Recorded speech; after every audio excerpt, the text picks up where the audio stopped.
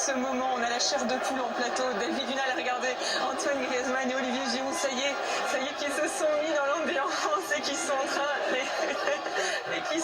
de danser, en train de sauter avec les supporters. David Dunal, racontez-nous un petit peu l'ambiance dans le public. Pour tout vous dire, j'ai pas vraiment entendu votre question, mais il y a vraiment une ambiance extraordinaire ici. Depuis que les joueurs sont arrivés au balcon, c'est vraiment une laisse. Regardez, Anthony va vous montrer à la caméra, il va vous montrer toute l'ambiance qu'il y a ici. Et je vais me trouver avec un supporter. J'espère que vous allez pouvoir l'entendre. Depuis combien de temps tu es là? Je suis là depuis 16 heures. Depuis 16 heures, qu'est-ce que ça te fait là? Ils sont encore au balcon, qu'est-ce que ça te fait de voir cette image? Qu'est-ce que ça te fait de voir cette image? C'est un grand jour pour moi. Je les vois, je suis heureux et on va être champion du monde une 3e fois. Qui est-ce que t'attendais le plus là? C'était d'être champion du monde, mais c'est eux les voir en fait, c'est tout. On veut les voir. Quel joueur tu attendais le plus? Kylian Mbappé. Lui c'est notre roi, c'est notre président. On te laisse profiter encore un peu de cette fête et voyez le public ici qui est vraiment en liesse. On entend le nom des joueurs qui sont scandés. Il y a vraiment une énorme ferveur qui est là. Regardez, Anthony va vous remontrer cette image et on n'arrive pas à voir jusqu'où la foule se trouve à la place de la Concorde ici depuis ce premier rang. Président Mbappé, voilà, regardez cette foule impressionnante, cette clameur.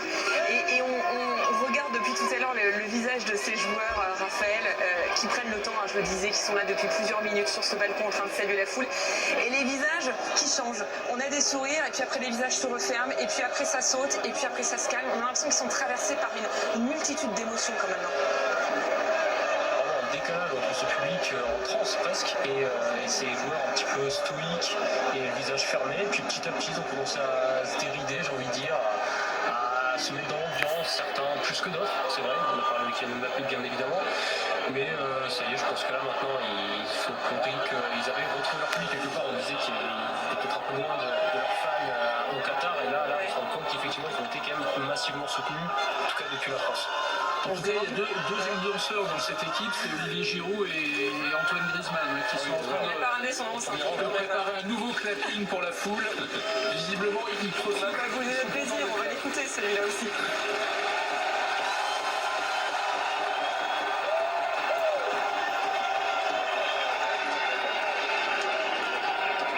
On peut se demander, c'est bien en voyant ces images, mais qu'est-ce que ça aurait donné si la France avait remporté et était revenue à la maison avec cette 3e étoile? Oui, on peut se le demander, mais je trouve que finalement, en fait, c'est aussi ça. Peut-être les charmes des défaites, mais voilà, il y a une force où les gens se retrouvent finalement, même n'ayant pas réalisé l'exploit, ils sont là, ils se déplacent. Un soir de décembre, il fait froid. Beaucoup de gens aussi sont présents et même témoignent justement de l'admiration qu'ils ont, au point que même ils remplacent les sportifs ils remplacent les hommes politiques par les sportifs. C'est assez significatif ce que dit finalement le jeune en question. Il se sent beaucoup plus représenté en quelque sorte par un sportif de haut niveau que par une autorité politique ou une autorité sociale. Donc moi je pense que c'est aussi la grande force du sport de produire des identifications qui peuvent permettre justement aux gens de tisser du lien social, et ça a été victoire ou pas, finalement ça a été accompli, on peut dire ça. Jean-Baptiste Boursier, Jean-Baptiste, c'est de l'amour, il n'y a pas d'autre mot.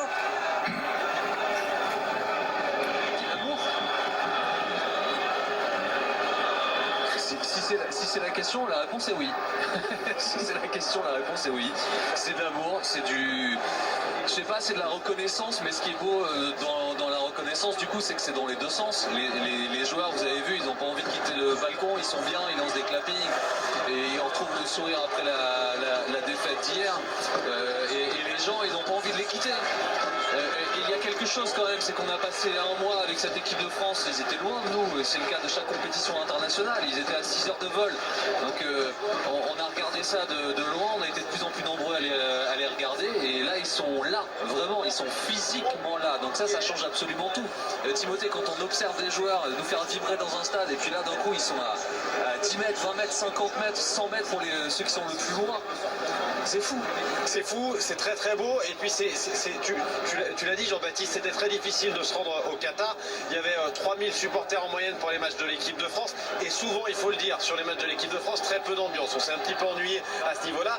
Et là, aujourd'hui, les joueurs de l'équipe de France découvrent une véritable ambiance. Et puis, ils sont en train de rentrer en communion avec ce public France. On a entendu tout à l'heure quelqu'un dire on aura notre 3e étoile. La prochaine échéance, ce sera dans 4 ans pour la Coupe du Monde, au Canada, au Mexique et aux États-Unis. Eh bien, il y a peut-être bon nombre de jeunes gens qui sont présents ici, qui ont une vingtaine d'années, qui se disent bah, dans 4 ans, je ne vais pas rater l'occasion et j'irai les voir. Et si on m'avait dit que je serais là à regarder une foule en train de chanter Gala, Freed from Desire, en 2022, quasiment 2023, le tube de 1997 qui a fait danser Timothée Mémon et d'autres, cette chanson qui est en train d'être reprise par la foule. Alors, vous avez les gens, pour vous raconter ce que vous voyez vraiment sur les images, les gens qui sont au bas de votre image, en fait ils ont une vue un peu de biais sur le balcon, donc ils se tendent un peu le cou, ils tendent les téléphones pour essayer d'y voir le mieux possible, et puis celle qui est un peu plus loin derrière les lampadaires éclairés au milieu de la place, eux ils sont face au balcon, donc là on est dans la communion totale, puisque ce sont ces gens-là que les joueurs de l'équipe de France regardent, ils ont lancé le clapping avec ceux-là, c'est vraiment un moment, là on sent que tout le monde a envie que ça dure un peu, hein. Malgré le froid, malgré tout. Finalement, Jean-Baptiste, le plus beau là-dedans, c'est que c'est facile de se réunir et d'être heureux les soirs de victoire. C'est très difficile de créer ce genre de moment au lendemain d'une défaite en plein hiver. Eh bien, les Français ont répondu présent. Il fait vraiment pas chaud. Ceux qui sont là depuis 16 heures, eh bien, doivent avoir vraiment froid parce que ça commence à être très clairement notre cas. Mais pourtant, les gens sont restés, les gens se sont accrochés. Pourquoi ? Parce qu'ils se sont découverts peut-être ou ont confirmé une passion pour l'équipe de France. 1998, ça a été la première fois que notre équipe nous a offert ce titre mondial. Ça a été évidemment une consécration, cette place elle était nord-demande, les Champs-Élysées aussi. Depuis nous avons eu la chance d'en vivre d'autres, des moments de cette qualité, Timothée, de cette importance, des moments de liesse. Et j'ai envie de me dire qu'au-delà de la défaite, cette communion-là ce soir, ce qu'on a sous les yeux, en fait c'est un moyen de se dire, oh, dans 2 ans il y a un Euro, dans 4 ans il y a une autre Coupe du Monde, et nous on sait que nous avons de jeunes joueurs, des Konaté, des Upamecano, des Théo, des Jules Koundé, des Kylian Mbappé, évidemment, des Dembélé et d'autres, plus ceux qu'on ne connaît pas encore et qui arriveront et qui feront communion avec ce peuple-là. Tout le monde se dit, vous savez quoi, on ira en chercher d'autres. Ouais, tu as raison, ça ressemble à un rendez-vous, ça ressemble à une promesse, à se dire dans 1 an et demi en Allemagne, on sera avec vous, on sera avec cette jeune génération, ceux que tu as cités, mais aussi les blessés. Quand on pense que le vivier français a des Nkunku qui sera amené probablement à prendre la place de Griezmann dans cette équipe de France, voilà, on s'aperçoit que c'est un grand moment, probablement un rendez-vous, et puis évidemment aussi un adieu pour ceux qui sont arrivés avec le visage crispé, Olivier Giroud avec Griezmann. Olivier Giroud ne disputera probablement plus de mondial. Antoine Griezmann, les chances sont minces. Et ben, ils sont allés dire au revoir à ce public France qui les a soutenus depuis 10 ans, 12 ans. Imaginez ce lien. Didier Deschamps, ça fait 10 ans. Olivier Giroud, ce garçon qui... je sais que les Français l'adorent, qui est arrivé de Grenoble à Tours, il est parti à Montpellier, puis en Angleterre. Tout le monde a toujours questionné son niveau, pourtant il a été là, aujourd'hui il est le meilleur buteur de cette équipe de France. Cette équipe de France au balcon, elle est aussi menée par Hugo Lloris, qui est le détenteur du nombre de caps. C'est le joueur français qui a été le plus de fois sous ce maillot bleu dans l'histoire de ce sport.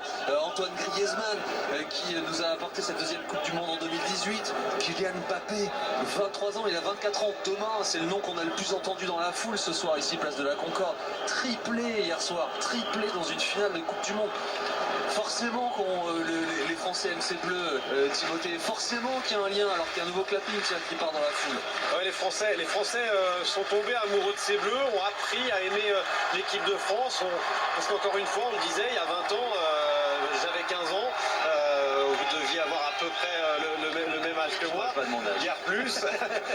Mais à cette époque-là, la France avait du mal à dire qu'elle aimait le football. La France avait du mal à accorder de la place au football. Ah ben là, ce soir, c'est pas le cas. Regardez ça. Comme une contre-culture au sens le plus noble qui soit. Eh bien, à présent, le football est une culture en France. Enfin, grâce à ces 24 années qui se sont écoulées entre le titre de 98 et celui de 2018 et la défaite d'hier. J'ai failli faire un lapsus révélateur. La preuve que, à force de victoires, de défaites, mais surtout de belles prestations et de longues prestations dans les différentes Coupes du Monde et les Euros, l'équipe de France a su transformer le cœur des Français. Et puis chaque génération construit ses liens avec cette équipe de France. Hein. Tout au long de la soirée sur BFM TV, j'ai entendu des noms mythiques prononcer, des dates mythiques, 1982, 1986, Michel Platini, Alain Giresse, Luis Fernandez, Zinedine Zidane, 1998. Et là, il y a des enfants dans cette foule-là que nous avons sous les yeux. Pour eux, les héros, ils s'appellent Kylian Mbappé, ils s'appellent Ousmane Dembélé, ils s'appellent Presnel Kimpembe. Ce sont des enfants qui vont grandir avec cette génération, qui auront sans doute le même lien avec elle que nous avons nous avec Zizou, que nos parents ont avec Platini, que nos grands-parents ont eu à un moment donné de leur vie avec Copa. Sauf que nous, on a la chance que ces équipes-là nous apportaient des titres. Et c'est ce que vient dire cette foule-là aussi. Ok, hier ça s'est mal passé. On gagnera ensemble à nouveau, quoi. Il y a une forme de certitude en fait, Timothée. Il y a une génération qui ne connaît pas Gloria Gaynor, mais qui connaît VG Dream et qui a décidé de se construire avec VG Dream. Et c'est très bien aussi parce que on l'a entendu ce morceau aussi de nombreuses fois depuis le début de la soirée pour célébrer nommément chacun des joueurs qui avaient emmené l'équipe de France au titre il y a 4 ans seulement. Ça n'a pas été le cas hier, mais les Français ont décidé de les remercier quand même, de les remercier pour la résilience et pour l'incroyable match qu'ils ont fait. Et puis il y a aussi un truc dans cette histoire, c'est que l'histoire elle est belle aussi parce que c'est bleu, faut le rappeler. Il y a le sportif, il n'est pas le temps ce soir d'en parler du contenu des matchs, etc. Mais en revanche, il y a eu 5-6 blessés avant le mondial. Il y a le ballon d'or Karim Benzema qui a été blessé, qui n'a pas pu se rendre au mondial. Tous ces faits-là, ils ont fait aussi que cette foule, elle s'est liée là avec cette équipe de France. Vous faites bien de parler de Karim Benzema, c'est presque regrettable qu'il ne se soit pas joint à ce... Ouais, on aurait adoré le voir. Parce que puisqu'il a dit aujourd'hui qu'il arrêtait, c'était peut-être le moment de venir dire au revoir. Ouais, ça aurait été bien de le voir là, ça aurait été bien de le voir dire au revoir ici aussi avec cette foule. Alors, franchement, il y a du monde, c'est assez impressionnant. Là, les gens, alors, vous le voyez peut-être sur les... Vous l'avez peut-être sur les images, mais les gens commencent doucement à quitter la place pour une partie d'entre eux, Timothée. Alors le noyau dur qui est là-bas, nouveau clapping. C'est-à-dire qu'eux, ils ne veulent pas partir. Ouais, ils ne veulent pas partir, effectivement. Très belle ambiance, quelques supporters qui s'en vont. Et comme il se doit, dans chaque rassemblement de football, il y a quand même un drapeau de l'Algérie. Il faut le signaler, parce que c'est toujours le cas, juste à nos pieds. Et je vois aussi ces drapeaux dans la foule un peu partout là-bas. C'est vraiment une fête incroyable ici.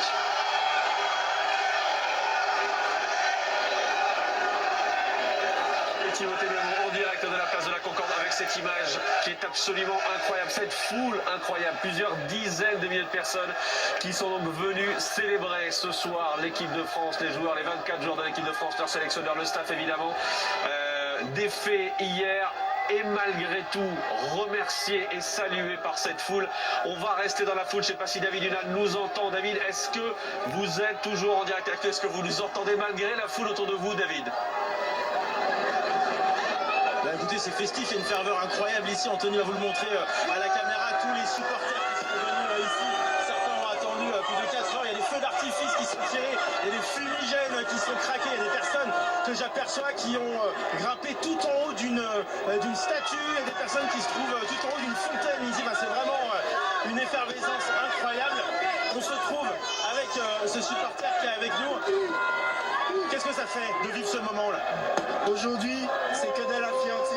Hier soir, c'était de la tristesse parce qu'on a perdu en finale. Mais aujourd'hui, on est fiers de nos bleus, on est fiers de leur parcours. Et un bisou à la Martinique. Allez les bleus! Allez les bleus! Allez les bleus! Monsieur, qu'est-ce que vous ressentez en ce moment? Aujourd'hui, j'aime ça tellement bien. On a perdu en finale, mais on s'est rappelé en 2018. Allez les bleus! Allez les bleus! Une ferveur, vous le voyez sur ces images d'Anthony, incroyable ici sur cette place de la Concorde pour cette équipe de France dont on aperçoit encore du staff et des personnes au balcon ici. Les personnes que vous venez de voir sont au premier rang. Elles attendent depuis 16h, 17h. Et vous le voyez, ambiance formidable ici. David Dunal en direct dans cette ambiance, place de la Concorde. Roland Courbis, il y a une chose qui est extraordinaire. On a vu tout à l'heure les joueurs arriver à cet hôtel de Crillon tout à l'heure. pardon, mais pas forcément très heureux, évidemment. On le sait, en tirant un peu la tronche, pardon pour l'expression populaire, mais on les a vus ensuite, 5 minutes après, au balcon, sourire. On a vu Griezmann sourire, Giroud ambiancer la foule. Il s'est passé quelque chose encore ce soir. Il fallait que ça se passe. C'est vrai que c'était pas prévu parce que bon, on est quand même avec un coup de marteau sur la tête qui sera difficile à digérer.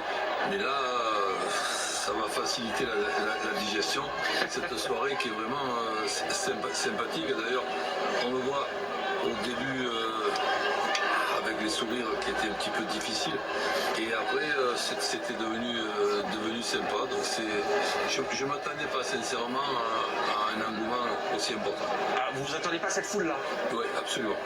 Florent Gautreau, elle est magnifique cette image encore une fois. Elle fait du bien ce soir. Elle est très belle. Je rejoins le coach Courbis sur le fait qu'on ne s'attendait pas à ce qu'il y ait autant de monde. On parle de 15 000 personnes, peut-être 20 000. C'est étonnant parce que la période ne s'y prête pas forcément. C'est une défaite, il faut quand même le rappeler. Bon, il y avait eu du monde aussi en 2006 quand Trezeguet a fondu en larmes. C'est vrai. Mais c'est vrai que dans l'atmosphère, il faut dire que les joueurs tous n'étaient pas convaincus sur le fait de devoir faire une célébration. Que Deschamps, lui, il l'était. Et c'est important de souligner le petit couac de communication qu'il y a eu dans la journée. Oui, parce que toute la journée c'était viendront pas. Jusqu'à tard dans la journée. Parce qu'on a un président de Fédé qui est pas totalement à la hauteur et qui a communiqué complètement à l'envers, alors que Didier Deschamps, lui, avait décidé, quand bien même certains joueurs, c'est possible que dans le vestiaire hier soir, il y a des joueurs qui aient dit non, on se sent pas d'aller défiler. Ça, c'est possible que Le Gras ait entendu cela.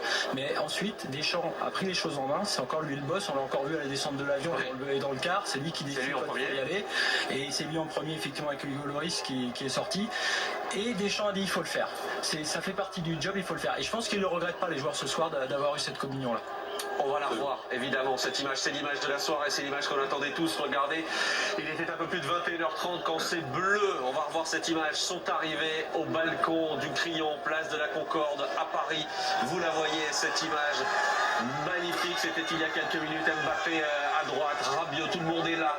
Évidemment, vous voyez Giroud qui commence à applaudir à gauche, Griezmann à côté. On sait Griezmann, il ambiance toujours dans le vestiaire, il ambiance toujours les joueurs. Et il était là, encore une fois, ce soir, face à cette foule. Il fallait, Vanessa Lemoigne, venir dire merci pour tout et merci malgré tout. Je dirais même qu'il fallait transformer le négatif en positif, pas tellement pour nous, mais pour eux. Et je pense que Didier Deschamps a été très lucide là-dessus, c'est-à-dire assurer en fait la suite. Parce qu'il y a beaucoup de jeunes aussi dans cette équipe-là et qui se souviennent toujours de ce moment-là et à quel point les Français en fait sont derrière eux. Là, moi j'ai été interpellée juste par quelque chose parce que c'est vrai que on dit que Kylian Mbappé en fait n'est pas resté longtemps, qu'il est parti, après il est revenu. En fait, je viens juste de voir sa tête se tourner.